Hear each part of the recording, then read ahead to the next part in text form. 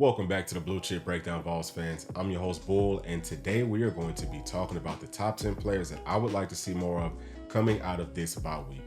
First thing that I do want to say, though, is I'm not a coach. I don't see these guys every day, so I'm not trying to undermine what the coaching staff is doing by any means. This is all just for fun. So with all that being said, let's talk about the offensive line first. The guy that I want to see more of is Addison Nichols. Have not seen him at all this entire season. Not quite sure why. In preseason, he looked like a guy that, would probably be starting at that left guard spot. Now, Andre Carrick, who has been starting there, is a little bit banged up. Not sure when he will be back. Ollie Lane slid into that position last week, did a great job. Obviously, Cooper Mays being back has helped out tremendously. But just obviously, we're going to need some depth. And I believe that Addison Nichols is a guy who can provide that depth, but he has to get some type of live game reps. We have to find a way to get him on the football field. Next guy is on the defensive line in David Hobbs. Now, he is a true freshman, moved from pass rusher to an inside guy at tackle, and he's looked really good in the small sample size that we've had of him. Played in 3 games. He has 8 tackles. Looks like they put him out there a lot in that Rabbits package. I think that's perfect for him. He's a, decently sized tackle, but he's a little bit smaller. He's also a lot faster than what the average tackle is. I think that he can provide a spark for this team. Talked about this in previous videos. Don't absolutely love some of that 3rd and 4th wave that we have at tackle. I think that David Hobbs is already better than some of those guys. Let's get him some more game reps and let's just let him continue to get better in this system. And, I think that by the end of the season, he's going to be a guy that will absolutely wreak havoc with all of the other pass rushers that we have.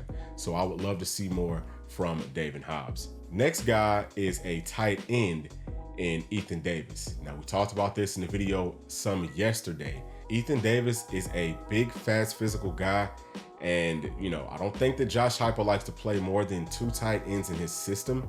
But with Big Brew being down, maybe we can slide Ethan Davis out and, let him maybe block on the outside, catch some passes out there, something like that. He's a good enough athlete to do that. He did have that ankle injury early in the season playing basketball. That was a bonehead move. He should be healthy enough to come back and get some playing reps. We've got to get him out there, not just for this season, but obviously next year. I think, he's going to be one of 2 of our tight ends that are on scholarship next year. Well, it's going to be one of 3, right? One of the guys is going to be a true freshman. The other guy has only been playing football for, 2.5 years, or he will have only been playing football for 2.5 years at that point. So Ethan Davis is going to be our tight end next season for sure. We've got to get him live game reps. That's absolutely critical. That is a must. We've got to find ways to get him out on the football field and get him live game reps right now. Next guy is a linebacker in Jeremiah T-Lander. He's played in 3 games for us. He has 11 or 12 tackles, and he is an instinct guy. We've talked about this before. Don't want our linebackers, especially our young guys, doing too much thinking. He doesn't really do it. He just plays off of his instincts, and they've pretty much been right for the most part, especially last week. We saw a great sequence in that game where he and Arion Carter, it was back-to-back plays, 3rd and 4th down. They come together to make great stops. And I'm super, super proud of the way that he plays. He comes and he blows plays up, really physical, plays with his hair on fire, exactly like what we saw in his high school film. I want to see more of him. He only had 12 plays last week. Let's up that number some, right?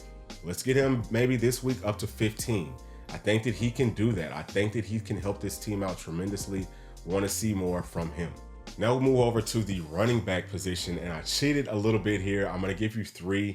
Number 1 guy is going to be Dylan Sampson. Obviously, he is a big spark plug for this team. Does an excellent job of finding those creases and getting to and through them quickly. He might do that better than anybody else on this team. It's close between him and Jalen Wright. If I was coaching, Dylan Sampson would be my running back number 2. He's made too many big plays for him not to be, right? And some of those plays that we've seen from Small where he kind of gets stopped at the line of scrimmage, just being a little bit too patient there. Dylan Sampson does not have that problem. I think that if you bring him in right behind Wright, dude, this offense will just continue to have big chunk plays. And I think that we can be a little bit more productive with him at number 2. Now, next guy's going to be Seldon, 6'2", 225, 230 pounds, 4'2", 240. Seen him some on special teams. Looks good running the football. We've seen from his high school film, he can catch the football. He can pretty much do it all, right? So we can find some different ways to get him the football. He needs to get it more often. And obviously, we've got 3 great running backs, but in this league, you never know when somebody goes down or anything like that could happen, knock on wood. Guys have got to be ready. Let's get them more reps. And then the third guy at running back that I want to see is Khalifa Keith, 6'1", 6'2", 230 pounds, bigger guy, more of a bruising back. And I think that he can really help this team out tremendously moving forward this season, maybe in some short yardage situations. But what I don't want to happen is to have to put him out there in those situations, right? Let's get him out there before that. Let's dictate when these young guys and these guys that we need to, have some depth from, let's dictate when they get that, whenever they get those live game reps, right? Let's not let the game dictate it to us. Let's get them in early. Even if they don't get the football, just put them out there so that they feel comfortable and so that, whenever the opportunity comes and their number is called, that they're not super nervous. So Khalifa Keith is for sure a guy that I would like to see a little bit more of whenever we can get the opportunity to put him out there. Now we're going to move to safety. Now this is a position that a lot of fans have been down on, but I'm going to tell y'all, man, the safeties have not played terrible. They've had some issues in, making some open field tackles. We saw that they fixed that last week. They looked a lot better tackling. And this guy right here, Jordan Thomas, is a guy that I think can really help us in that aspect. He's a sure tackler. He can play in the box. We saw him almost get a sack last week on Spencer Rattler. Does a great job coming off of the edge. He can also play star. But, just talking about him playing safety, I think that he could fill that role very well. Maybe come in, and spell tank. I think that, he's a very similar player. But I think that Jordan Thomas is going to be better in pass coverage. Now, I know some of y'all might be thinking about the one play that Jordan Thomas kind of gave up for a touchdown on a pick play. Number one, the referee should have called that pick. That was a terrible no call. Number two, I think some of that is scheme. Now, again, I'm not trying to undermine any of these coaches, but I think that in a situation like that, especially down on that goal line, you've got to switch, right? The outside man on defense needs to take whoever comes to the outside, and then, vice versa for the inside guy. And we didn't do it there, and it just makes it easy for you to get picked off whenever you don't switch there. I don't know why more teams don't do that, but I don't blame Jordan Thomas for that by any means. That's a really, really tough ask.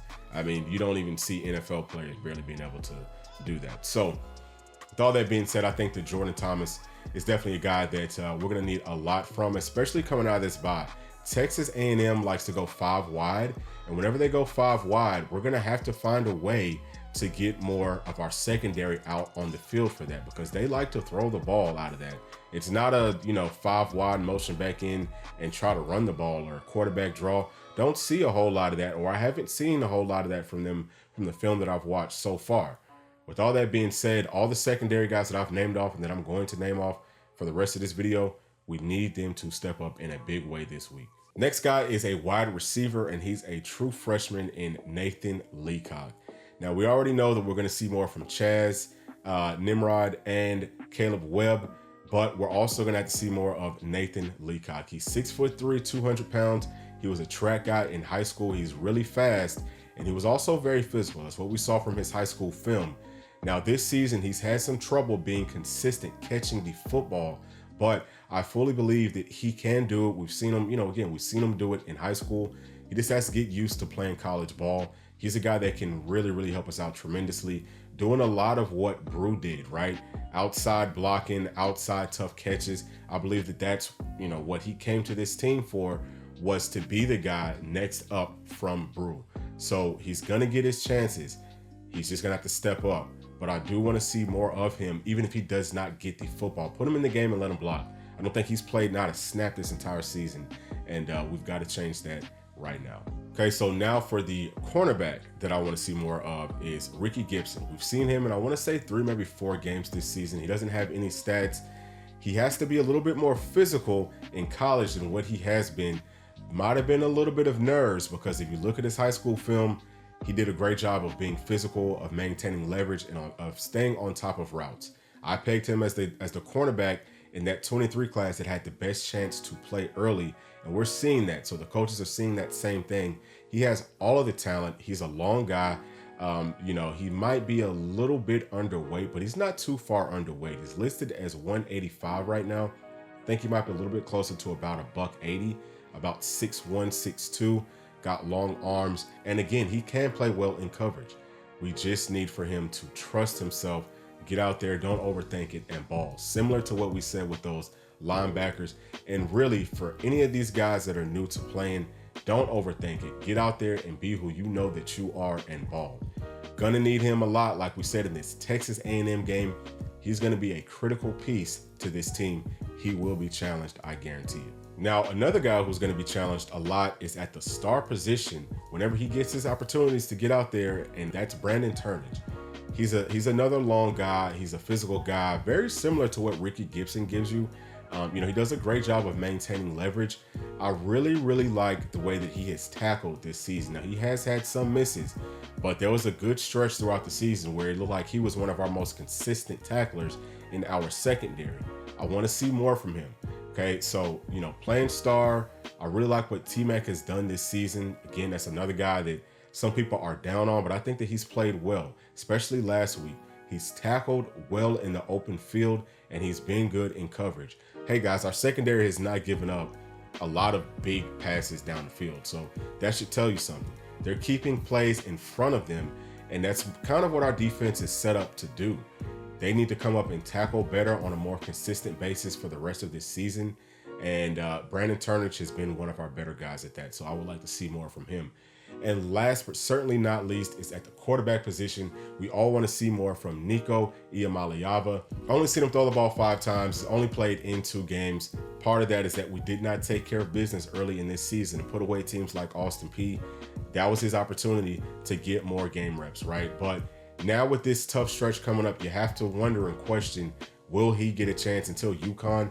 Not sure, and if he does, it probably wouldn't be the best thing for this team. It probably means that something has happened where he has had to get an opportunity, or it could be a great thing. Maybe we're blowing somebody out and he's going to get some live game reps. I'm going to tell y'all right now, I just have this sneaky feeling that we're going to blow Texas A&M out. I think it's going to be similar to what the LSU game was for us last year. I think that we're going to come out and we're going to play great. And how great has whoever made the schedule, how great were they by giving us this bye week when the 2 teams that we play in the following weeks are playing each other? So these guys are going to get a great opportunity to see their next 2 teams that they're going to be facing live. And I think that we're going to be prepared for them. I love when this bye week is. The only thing that I kind of don't love is that we're coming off of probably our best game of the season, but it was really just because of fundamentals. And in a bye week, that's pretty much all you do is fundamental stuff. You might throw in a new wrinkle here and there, try some new guys.